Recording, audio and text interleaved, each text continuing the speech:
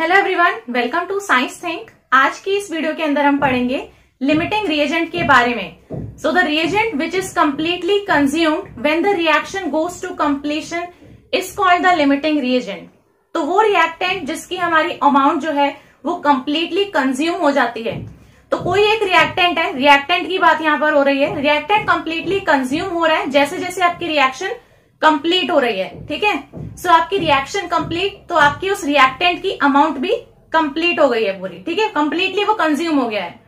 तो हम ये कह सकते हैं कि जैसे ही आपकी उस रिएक्टेंट की अमाउंट पूरी तरीके से कंज्यूम हो गई, आपकी रिएक्शन वहीं पर खत्म। तो जैसे ही आपकी उतनी अमाउंट कंज्यूम हो जाती है, आपकी रिएक्शन वहीं पर खत्म हो जाती है। तो यहां पर हम बोल सकते हैं कि लिमिटिंग रिएजेंट की जो अमाउंट है वो लिमिट करती है कि आपका कितना प्रोडक्ट फॉर्म होगा। ठीक है, सो concentration of limiting reagent limits the amount of products formed. तो ये कह सकते हैं कि आपका लिमिटिंग रिएजेंट का जितना अमाउंट है, जितना कॉन्सेंट्रेशन है, उस पे डिपेंड करता है कि आपका प्रोडक्ट कितना बनेगा। ठीक है, अभी जो हम क्वेश्चंस करेंगे उसमें आपको ये और ज्यादा क्लियर हो जाएगा। तो यहाँ पर हम जो है इस लिमिटिंग रिएजेंट की बात कर रहे हैं, इसको हम लिमिटिंग रिएक्टेंट भी बोल देते हैं। ठीक है, यहां पर हम बोलेंगे लिमिटिंग रिएजेंट। सो लिमिटिंग रिएजेंट बेसिकली आपका यहां पर मैं बताऊंगी, तो जिसकी कॉन्सेंट्रेशन कम होगी वही आपका लिमिटिंग रिएजेंट होगा। ठीक है, तो अभी हम क्वेश्चंस के अंदर इस चीज को देख लेंगे। तो लिमिटिंग रिएजेंट जो है वो आपका कम कॉन्सेंट्रेशन में होगा, उसी के ऊपर डिपेंड करेगा कि आपका कितना प्रोडक्ट बनेगा। जो आपका ज्यादा अमाउंट में होगा वो तो आपका ज्यादा ही रहेगा, तो उसको हम कहते हैं एक्सेस रिएजेंट। ठीक है, ये हमारा टॉपिक लिमिटिंग रिएजेंट है जो मैंने अभी बताया, और हम पढ़ते हैं इसके अंदर एक एक्सेस रिएजेंट भी होता है। सो हम यहाँ पर दोनों चीजों में ही पढ़ते हैं रिएक्टेंट्स के अंदर। तो लिमिटिंग रिएजेंट भी हमारा रिएक्टेंट ही होगा और एक्सेस रिएजेंट भी हमारा रिएक्टेंट ही होगा। तो वो रिएक्टेंट, मैं एक्सेस रिएजेंट की यहाँ पर बात कर रही हूं, वो रिएक्टेंट जो आपका उस लिमिटिंग रिएजेंट के साथ में रिएक्ट करने के लिए जितनी क्वांटिटी चाहिए उससे ज्यादा क्वांटिटी में प्रेजेंट है, उसको हम बोलते हैं एक्सेस रिएजेंट। ठीक है, मतलब कि ऐसे समझ सकते हो कि यहां पर मैं लिख रही हूं, मतलब 1 मोल ए है। ठीक है, कोई भी रिएक्टेंट है, और यहां पर मैं लिख रही हूं 5 मोल बी है, और एक जनरल रिएक्शन है A plus B gives A B. ठीक है, तो यहां पर देखो, जब मेरा ए का 1 मोल रिएक्ट कर रहा है तो बी का भी 1 ही मोल रिएक्ट कर रहा है, तो मतलब ए का 1 मोल बी के 1 मोल के साथ में रिएक्ट करता है। तो इसका मतलब अगर मेरा ए का 1 मोल रिएक्ट करेगा तो बी का भी 1 ही मोल रिएक्ट करेगा। ठीक है, तो यहां पर जब मेरा ए का 1 मोल लगेगा तो बी के 5 मोल में से 1 मोल ही तो रिएक्ट करेगा। ठीक है वो 5 मोल, यहां पर ए जो है ये 1 मोल है लेकिन ये 5 मोल है। लेकिन हम इस रिएक्शन के अकॉर्डिंग देखते हैं कि जब इसका 1 मोल लग रहा है तो इसका भी 1 ही मोल लग रहा होगा। तो अगर इसका 1 मोल रिएक्ट करेगा तो इसके 5 मोल में से 1 मोल रिएक्ट कर जाएगा। ठीक है, तो इसमें से अब बचा कितना, 4 मोल ऑफ बी बचेगा ना वो। तो यहीं पर हम इस चीज को पढ़ रहे हैं कि यहां पर जो हमारा ये ए है, क्योंकि ये 1 मोल था इसीलिए बी का भी 1 ही मोल रिएक्ट कर गया। अगर ए यहां पर 2 मोल होता तो बी के भी 2 मोल रिएक्ट कर जाते, तो इस 5 में से हमारा 2 मोल रिएक्ट कर जाता, तो तब हमारा बी बचता 3 मोल। लेकिन यहां पर हमारा बी जो है ये बच रहा है, सो जो बचता है उसको हम क्या बोलते हैं, एक्सेस। तो यहां पर जो डिसाइडिंग फैक्टर है, देखो वो किस चीज पे डिपेंड करा, इस ए की कॉन्सेंट्रेशन पे, है ना। तो ए जो है ये हमारा लिमिटिंग रिएजेंट हो जाता है, और क्योंकि ये बी जो है ये मेरा ज्यादा अमाउंट में प्रेजेंट था, उसमें से कुछ रिएक्ट कर गया। रिएक्ट किस बेसिस पे किया कि ए कितना है। ठीक है, अब उतना तो रिएक्ट कर गया ए के साथ में, जो बचा हुआ है वो एक्सेस मेरा, तो जो एक्सेस में है वो मेरा एक्सेस रिएजेंट है, तो ऑटोमेटिकली ये बी मेरा एक्सेस रिएजेंट हो जाता है। ठीक है, मैंने इस रिएक्शन के बेस पे आपको समझाने की कोशिश की है कि इसका 1 मोल लगता है, इसका भी 1 मोल लगता है। तो अगर ये 2 मोल है और ये 5 मोल पड़ा है, ठीक है, तो इसका 2 इसके 5 के साथ तो नहीं रिएक्ट करेगा, जब इसका 2 मोल लग रहा है तो इसके भी 2 मोल तो लगेंगे, ठीक है। तो इसके 2 लगे, इसके 2 लगे, तो ये कंप्लीटली कंज्यूम, तो जो कंप्लीटली कंज्यूम हो जाता है वही हमारा लिमिटिंग रिएजेंट है। अब इसमें से 2 मोल रिएक्ट कर गया ए के साथ में, रिएक्शन खत्म, रिएक्शन खत्म हो गई, लेकिन बी के 3 मोल अभी भी बचे हैं। सो इस क्वांटिटी के साथ में रिएक्ट करने से जो एक्स्ट्रा अमाउंट प्रेजेंट है अभी भी, उसी को हम एक्सेस रिएजेंट बोल देते हैं, ठीक है ना। सो ये आपका जस्ट एक कॉन्सेप्ट था कि आपका लिमिटिंग रिएजेंट क्या होता है और एक्सेस रिएजेंट क्या होता है। चलिए, तो आपको पता चल गया है कि लिमिटिंग रिएजेंट क्या है और एक्सेस रिएजेंट क्या है। अभी क्वेश्चंस में करके देखते हैं कि क्वेश्चंस में कैसे पता करना है कि कौन सा लिमिटिंग रिएजेंट है, कौन सा एक्सेस रिएजेंट है। चलिए, जो क्वेश्चंस है वो आप यहां पर पढ़ सकते हैं। देखिए, पहला क्वेश्चन है, इन अ रिएक्शन, आपको एक रिएक्शन दे रखी है, यहां पर मैं लिख रही हूं रिएक्शन है आपकी A plus B2 gives AB2, ये आपकी रिएक्शन है। इसके अंदर ये कह रहा है identify the limiting reagent if any. तो अगर यहां पर हमारे पास में कोई लिमिटिंग रिएजेंट होगा तो हमें बताना है कि कौन सा है, और नहीं है तो बता देना है कि लिमिटिंग रिएजेंट नहीं है। इसके अंदर काफी सारे पार्ट्स दिए हुए हैं। पहले पार्ट के ऊपर आते हैं, 300 एटम्स ऑफ ए और 200 molecules of B. 300 atoms A plus में कह रहा है ये 200 मॉलिक्यूल्स किसके, बी के, ठीक है। तो ये आपके पास में क्वेश्चन है, ये रिएक्शन है, ये आपको दे दिया है। अब यहां पर देखिए, इसने कहा है 300 एटम्स ए के हैं और 200 मॉलिक्यूल्स किसके हैं, बी के हैं, ठीक है। तो यहां पर ये आपको B2 दे रखा है। सो हम सबसे पहले इस रिएक्शन को देखेंगे। इस रिएक्शन में देखो, हमारा जब A का 1 मोल लग रहा है, सो ये B2 का भी 1 ही मोल लग रहा है। तो अगर इसका 1 मोल रिएक्ट करता है तो इसका भी 1 ही करता है, ठीक है। और इसने कहा है कि A के तो 300 एटम्स हुए, एटम्स बोले हैं, लेकिन B के इसने 200 मॉलिक्यूल्स बोले हैं। तो यहां पर नंबर पे आते हैं। सबसे पहले यहां पर 300 है, यहां पर 200 है, तो जो कम वाला है वही मेरा यहाँ पर लिमिटिंग रिएजेंट हो जाएगा ऑटोमेटिकली, ठीक है, क्योंकि इसकी कॉन्सेंट्रेशन थी वो कम है ना, ये सिर्फ 200 है और ये क्या है 300, तो जो ज्यादा है वो एक्सेस में है। इसको आप ऐसे समझ सकते हो, B के 200 मॉलिक्यूल आए, ठीक है, B के तो 200 ही मॉलिक्यूल है, 200 के 200 वो आ गए, ये है B के, ठीक है। अब लेकिन A के तो 300 एटम्स हैं, तो A के 200 एटम्स आए, ठीक है ना, क्योंकि A का जब 1 मोल करता है तो B2 का भी 1 ही मोल रिएक्ट करता है, तो जितना इसका आएगा उतना ही भी इसका ही आएगा, ठीक है ना, जितना इसका रिएक्ट करेगा उतना इसका भी रिएक्ट करेगा। तो अगर इसके 200 मॉलिक्यूल रिएक्ट कर रहे हैं B के, तो A के भी 200 एटम्स ही रिएक्ट करेंगे, ठीक है। सो 200 एटम्स A के, 200 मॉलिक्यूल्स B के साथ में रिएक्ट करेंगे।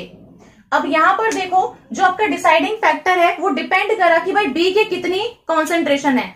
सो B की जितनी अमाउंट थी A की भी उतनी ही रिएक्ट करी, ठीक है। सो यहां पर इसीलिए आपका जो B है वो लिमिटिंग रिएजेंट है, क्योंकि ये कंप्लीटली कंज्यूम हो रहा है इस रिएक्शन की कंप्लीशन में, ठीक है ना। ये तो कंप्लीटली यूज हो गया ना, कंप्लीटली कंज्यूम हो गया, लेकिन 300 एटम्स में से A के सिर्फ 200 एटम्स ने ही पार्टिसिपेट किया है इस रिएक्शन के अंदर, तो 300 में से 100 तो रिएक्शन में चले गए, कितने बचे 100 एटम्स ऑफ A। तो क्योंकि ये बच गए हैं, ये एक्सेस में है, इसीलिए ये आपका एक्सेस रिएजेंट कहलाएगा। तो यहां पर क्योंकि जब इसका 1 लगता है तो इसका भी 1 ही लगता है, इसीलिए मैं सीधा सीधा देखकर बता सकती हूँ कि जो कम वाला है वही मेरा लिमिटिंग रिएजेंट हो जाएगा, क्योंकि यही गवर्न करेगा कि मेरी रिएक्शन कैसे चलेगी, है ना। अगर इसके 100 होते मॉलिक्यूल्स तो इसके भी 100 ही एटम रिएक्ट करते, तो 200 बच जाते, ये तब भी मेरा एक्सेस रिएजेंट था। सो जिसके बेसिस पे डिसाइड हो रहा है, ठीक है, वही आपका लिमिटिंग रिएजेंट है। सो इसीलिए मैंने स्टार्टिंग में बोला है कि लिमिटिंग रिएजेंट की कॉन्सेंट्रेशन लिमिट करती है कि आपका कितना प्रोडक्ट फॉर्म होगा, ठीक है। तो क्योंकि ये 200 मॉलिक्यूल थे, इसीलिए इसके 200 एटम्स रिएक्ट कर गए, बचे 100 एटम्स। सो आपका आंसर क्या हो जाता है यहाँ पर, आप सीधा सीधा यहाँ पर लिख सकते हो कि आपको लिमिटिंग रिएजेंट पूछा है इसने, आइडेंटिफाई द लिमिटिंग रिएजेंट, तो आप आंसर के अंदर लिख सकते हो कि B is the limiting reagent. ठीक है, B आपका लिमिटिंग रिएजेंट कहलाएगा। नेक्स्ट जो है इसमें ही आपसे कह रहा है 2 मोल A का है, 3 मोल B का है।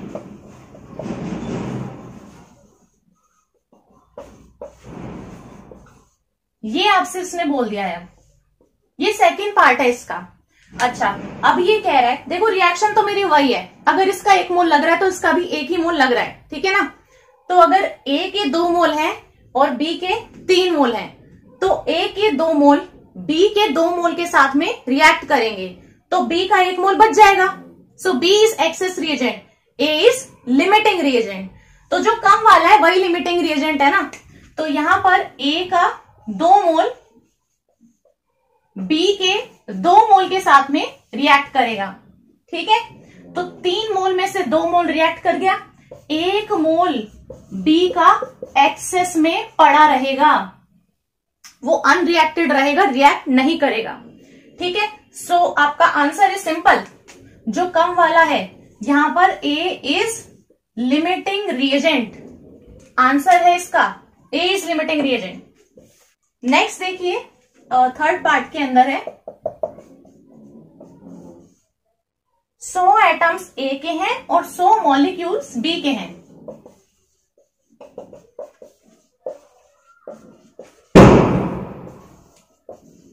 चलिए देखिए क्वेश्चन के अंदर क्या कह रहा है, B के 100 मॉलिक्यूल, A के 100 एटम, तो ये भी 100 है और ये भी 100 है, तो अगर ये 1 लगता है तो ये भी पूरा 1 मोल लगता है, तो अगर ये 100 एटम्स आएंगे तो ये 100 मॉलिक्यूल्स आएंगे। ठीक है, तो इसके 100 एटम्स A के इसके 100 मॉलिक्यूल्स के साथ में कंप्लीटली रिएक्ट कर जाएंगे, दोनों 100 ही तो हैं, तो इसका 100 इसके 100 के साथ में रिएक्ट कर गया। ठीक है, सो ये दोनों आपके कंप्लीटली रिएक्ट कर जाएंगे, सो नो लिमिटिंग रिएजेंट। ठीक है, यहां पर आपका आंसर है नो लिमिटिंग रिएजेंट इस वाले पार्ट के अंदर, क्योंकि ये जो है ये कंप्लीटली रिएक्ट कर रहे हैं, आपका कोई यहां पर इस तरीके से डिसाइडिंग फैक्टर नहीं है। ठीक है ना, तो यहां पर आपका कोई लिमिटिंग रिएजेंट नहीं है। नेक्स्ट पार्ट के ऊपर हम आते हैं, यहां पर ये कह रहा है 5 मोल A का है, 5 मोल A है और 2.5 मोल B का है। तो अगर A का मैंने सिंपल बता दिया, इसका 1 लग रहा है तो उसका भी उतना ही लगता है। ठीक है ना, तो दोनों बराबर ही रिएक्ट करेंगे। अगर इसका 5 मोल है और इसका 2.5 मोल ही है, तो जो कम वाला है उस पर डिपेंड करेगा कि ये कितना रिएक्ट करेगा।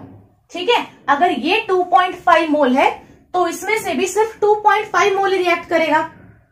ठीक है, तो B में से 2.5 mole reacts with 2.5 mole of A। B का 2.5 मोल A के भी 2.5 मोल के साथ में ही रिएक्ट करेगा। अब A जो था वो मेरा 2.5 नहीं 5 मोल दिया था, तो 5 में से 2.5 तो रिएक्ट कर गया, बचा कितना 2.5 मोल। सो A जो है ये आपका एक्सेस रिएजेंट है और B आपका क्या हो जाएगा, लिमिटिंग रिएजेंट। तो इस रिएक्शन की कंप्लीशन होने पे आपकी B जो है वो कंप्लीटली कंज्यूम हो जाएगा। सो B is the limiting reagent. ठीक है, नेक्स्ट है आपका 2.5 मोल A का है और 5 मोल B का है, तो इसने बस उल्टा कर दिया है। अब आपका यहां पर जो है इसका जस्ट उल्टा हो जाएगा आंसर, क्योंकि अब A का 2.5 मोल है तो वो B के 2.5 मोल के साथ में ही रिएक्ट करेगा। तो A का 2.5 मोल है लेकिन B का अमाउंट ज्यादा दिया है, लेकिन B का अमाउंट रिएक्ट कितना करेगा, जितना A का है। ठीक है ना, कम वाले के हिसाब से चलता है, कम वाले के हिसाब से चलता है। तो कम वाला इज 2.5 मोल ऑफ A, तो इसका 2.5 मोल, B का भी 2.5 मोल रिएक्ट कर जाएगा। तो A का तो कंप्लीटली कंज्यूम हो गया, this is your limiting reagent.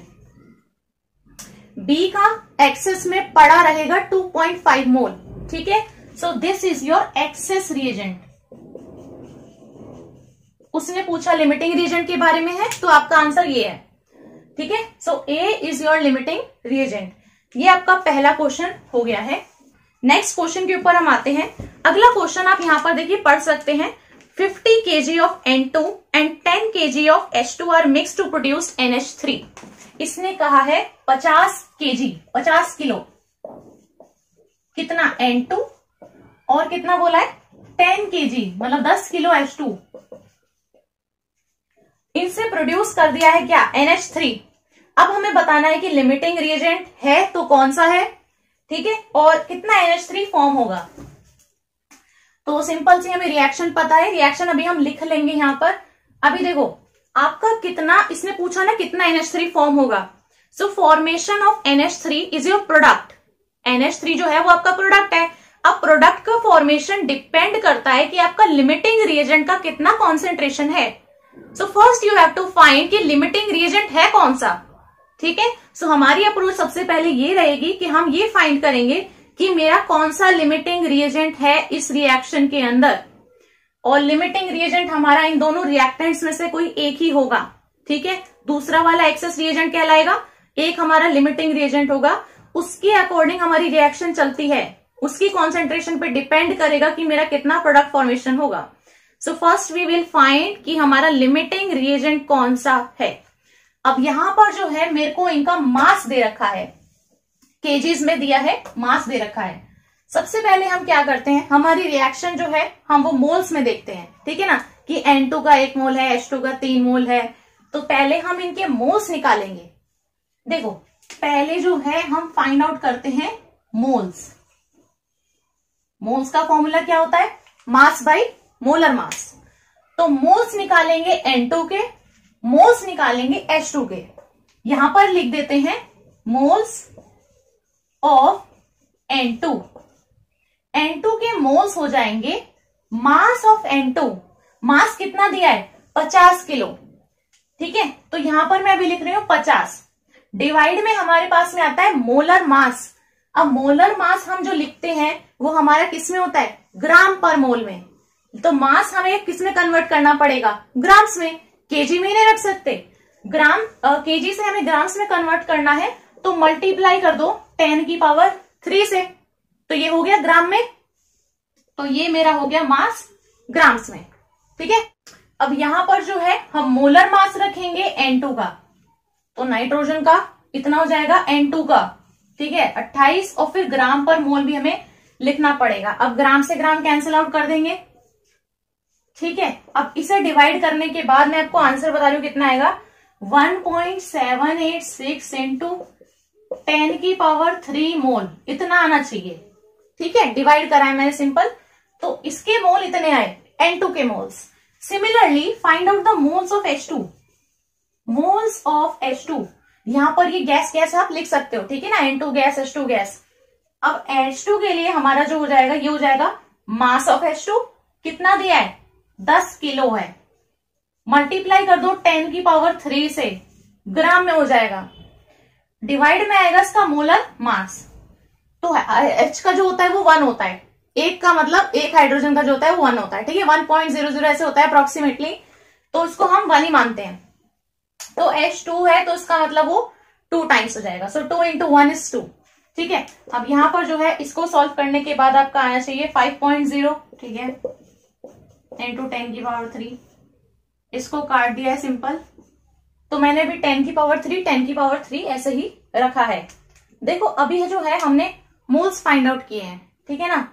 यहां पर मैं लिख रही हूं N2 का 1.786 इंटू 10 की पावर 3 है, और H2 का 5 है सिर्फ, 5.0 इंटू 10 की पावर 3 है। इनके आगे मोल भी लिख सकते हो, मोल है वो, ठीक है। तो हमने अब मोल्स फाइंड आउट कर दिए हैं। अब जो है हमारे पास में इसकी एक जनरल रिएक्शन होती है। रिएक्शन क्या है ये देखो, N2 plus 3H2 gives 2NH3, ये होती है हमारी रिएक्शन। यहां पर जब हमारा 1 मोल N2 का रिएक्ट करता है 3 मोल H2 के साथ में, तो हमें 2 मोल अमोनिया का मिलता है। तो मतलब जब N2 का 1 मोल लगता है तो H2 के 3 मोल लगते हैं। तो अगर N2 का 1 मोल लग रहा है तो H2 उसकी 3 गुना लग रही है, ठीक है ना, 3 टाइम्स ऑफ N2। तो अगर ये भी हमने क्या फाइंड आउट किए हैं, मोल ही तो है। तो अगर N2 का मेरा उतना मोल है 1.786 इंटू 10 की पावर 3, ठीक है, ये कितना है, मोल ऑफ N2। तो अगर N2 का इतना मोल लग रहा है तो H2 का कितना लगा होगा, इसका 3 गुना, ठीक है ना। अगर N2 का यहाँ पे 1 मोल लग रहा है तो हमें दिख रहा है कि H2 का उसका 3 टाइम्स लग रहा है। सो अगर N2 का इतना मोल लग रहा है तो हमारा H2 का लगेगा, ये मैंने लिखा है विल रिक्वायर H2 बराबर 3 टाइम्स किसका, इसका N2 का, 3 इंटू 1.786 इंटू 10 की पावर 3, इतना मोल लगेगा H2 का। जस्ट इस रिएक्शन से कंपैरिजन किया है बस। अब इसको मल्टीप्लाई करने के बाद आ रहा है 5.36 इंटू 10 की पावर 3, किसमें, मोल्स में, H2 के मोल्स हैं, ठीक है। यहां से देखो, अब हमें जो था ये दिया हुआ था मास, इस वाले मास की हेल्प से मैंने इतने मोल्स निकाले हैं, ठीक है ना। तो यानी कि हमारे पास में जो रिएक्शन गिवन थी उसमें मेरे पास में इतना इतना मोल है जो रिएक्ट करना है, ठीक है। लेकिन जो हमारी जनरल रिएक्शन होती है उसके हिसाब से मैंने फाइंड आउट किया कि अगर मेरा इतना N2 है तो उसके लिए मेरे को H2 इसका 3 गुना चाहिएगा। तो H2 कितना चाहिएगा मेरे को, 5.36 इंटू 10 की पावर 3, इतना क्या है, रिक्वायर्ड है। सो दिस इज रिक्वायर्ड, ठीक है, इतना मोल H2 तो रिक्वायर्ड है। लेकिन जो मेरे को दिया है वो कितना मोल है, 5 इंटू 10 की पावर 3 है।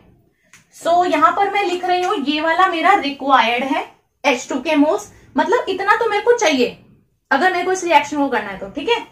और गिवन कितना है मैं यहां पर लिख रही हूं, गिवन है 5.0 इंटू 10 की पावर 3 मोल। तो दोनों में डिफरेंस देखो, यहां से आपको पता चलेगा कि लिमिटिंग रिएजेंट कौन सा है। देखो कैसे, इतने की मेरे को जरूरत है, रिक्वायर्ड, लेकिन दिया इतना है, तो चाहिए ज्यादा लेकिन दिया हुआ कम है। सो क्योंकि इसकी जो कॉन्सेंट्रेशन है वो कम है, so this is your limiting reagent. क्योंकि जब आपका ये कम है सो उतने ही अमाउंट आपका N2 का रिएक्ट करेगा, ठीक है, प्रोडक्ट्स फॉर्म करने के लिए।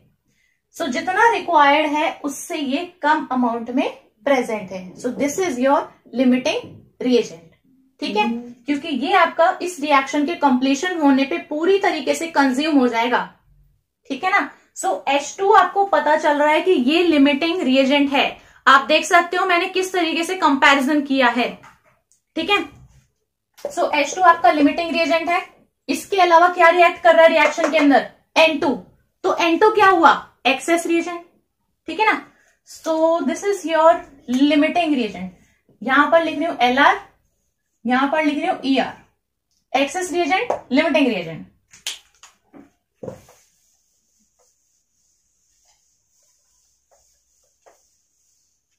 अब देखो मैंने कहा कि लिमिटिंग रिएजेंट की जितनी कॉन्सेंट्रेशन है उस पर डिपेंड करता है कि मेरा प्रोडक्ट कितना बनेगा।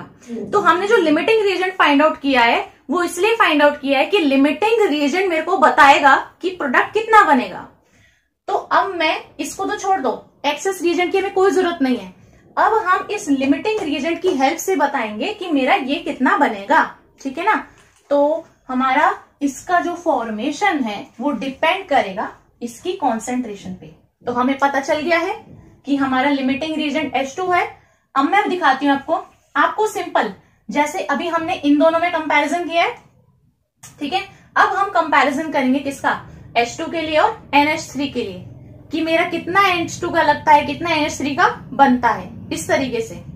तो अगर मेरा H2 का 3 मोल लगता है तो NH3 का 2 मोल बनता है, ठीक है ना। सो H2 का 3 मोल रिएक्ट करता है 2 मोल NM अमोनिया की फॉर्मेशन के लिए। तो अगर मेरा H2 का इतना मोल है, जो गिवन है अब तो वो रखेंगे। सो अगर H2 का इतना मोल है यानी कि 5.0 इंटू 10 की पावर 3 मोल है, तो NH3 का कितना मोल फॉर्म होगा, बस यहां से ये X फाइंड आउट करना है और कुछ नहीं करना है, ठीक है, आपका यहां से ये पूरा सॉल्व हो जाएगा। मैंने यहाँ पर सिंपल सी चीज रखी है कि अगर इसका 2 मोल लगता है तो अगर इसका 3 मोल लगता है तो इसका 2 मोल बनता है। तो अगर H2 का इतना मोल लगेगा तो NH3 का कितना मोल बनेगा। ठीक है, यहां से इस x को फाइंड आउट कर सकते हो। x आपका बराबर हो जाएगा, ये दोनों हो जाएंगे मल्टीप्लाई। ठीक है, तो ये हो जाएगा 5.0 इंटू 10 की पावर 3 इंटू 2 डिवाइड बाई, ये 3 आपका जाएगा नीचे डिवाइड में, सो डिवाइड बाई 3। ठीक है, 10 की पावर 3 को एज इट इज छोड़ दो, 5 2 जा 10, 10 डिवाइड बाई 3 इज 3.33। ठीक है, तो आपका आंसर आ जाएगा 3.3 इंटू 10 की पावर 3 मोल। बस यही आपका आंसर है, इतना मोल फॉर्मेशन होगा NH3 का। तो मैंने आपको दोनों चीज बता दी है कि आप इसको स्टेटमेंट की फॉर्म में लिख सकते हो कि आपका limiting reagent is H2 gas. ठीक है, access reagent is N2 gas, और आपका जो कैलकुलेट द NH3 फॉर्म, तो इसका आंसर ये वाला है। कितना NH3 आपका फॉर्म हुआ है वो ये है। ठीक है, अब हम एक और क्वेश्चन देख लेते हैं। Now next question is if 20 gram of CaCO3 is treated with 20 gram HCl। तो 20 ग्राम ही CaCO3 है और 20 ग्राम HCl का है। ठीक है, how many grams of CO2 can be produced according to the reaction. कितने ग्रामों का CO2 प्रोड्यूस हो सकता है according to this reaction. Reaction आपको दे रखी है, इसके अंदर आपके ये 2 रिएक्टेंट हैं। ठीक है, एक तो CaCO3 है और एक आपका HCl है। ये आपका सॉलिड एक्वस। ठीक है, CaCl2 दे रहा है, इसके साथ में H2 है और CO2 है।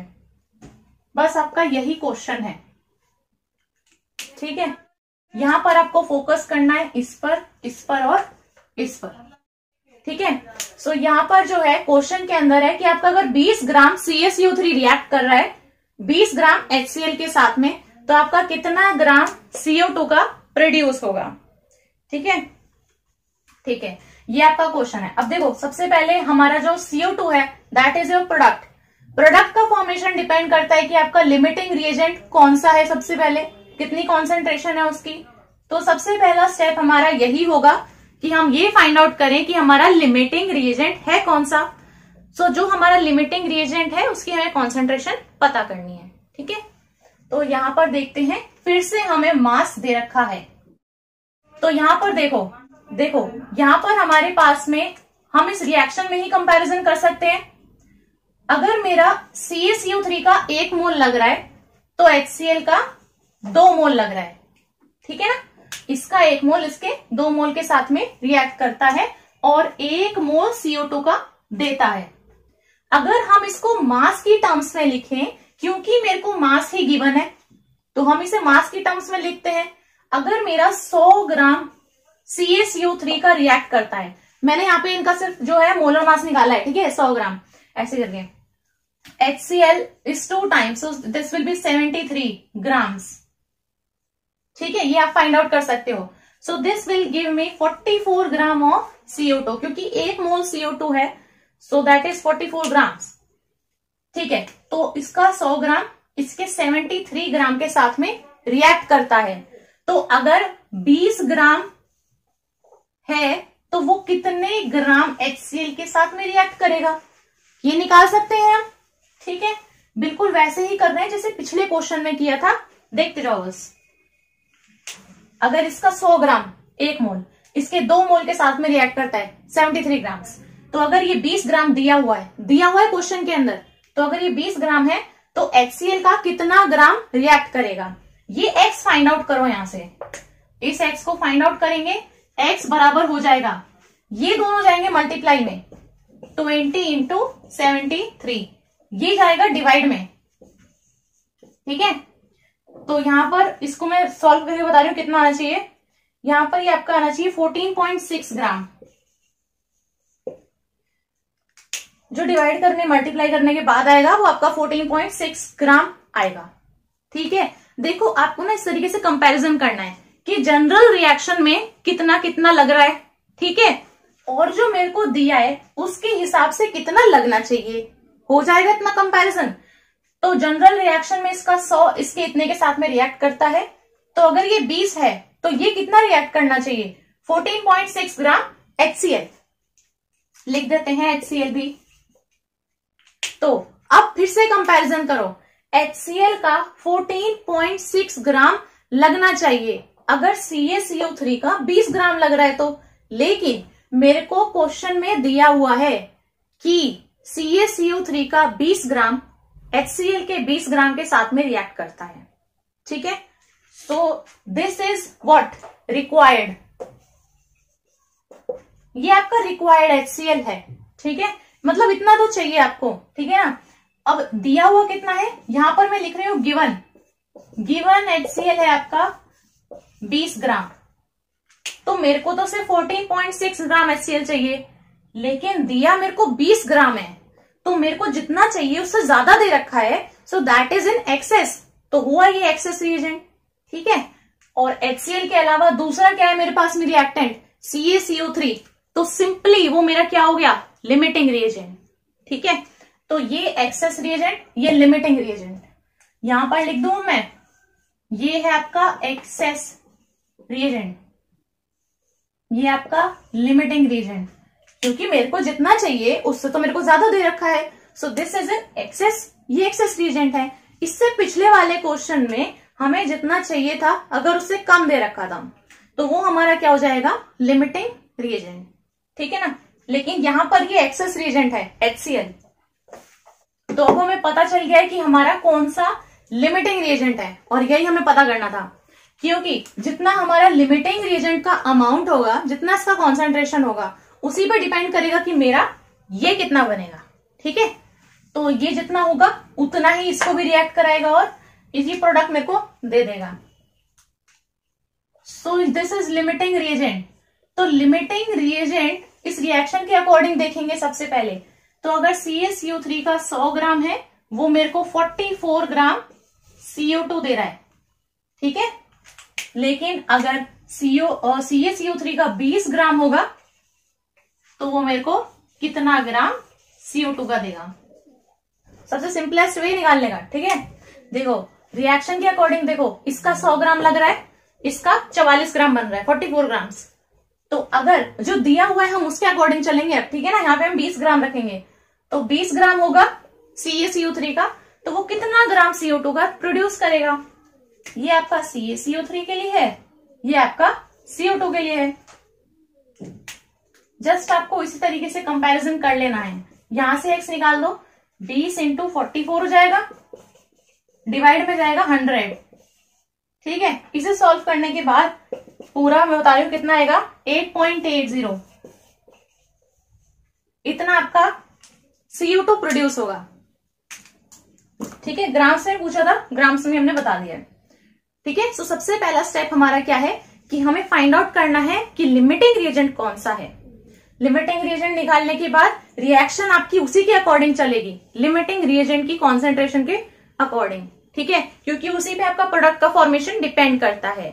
सो इसी तरीके से आप जो है, मैंने दोनों क्वेश्चंस आपको करके दिखा दिए हैं, इस तरीके से आपको फाइंड आउट करना होता है न्यूमेरिकल्स के अंदर। सबसे इजीएस्ट वे है फाइंड आउट करने का। तो मुझे उम्मीद है आपको ये वीडियो बहुत हेल्पफुल लगी होगी। अगर ये वीडियो आपको अच्छी लगी हो तो वीडियो को लाइक कर दें, अपने फ्रेंड्स के साथ में इस वीडियो को शेयर कर दें और मेरे चैनल को सब्सक्राइब करना ना भूलें। Thank you.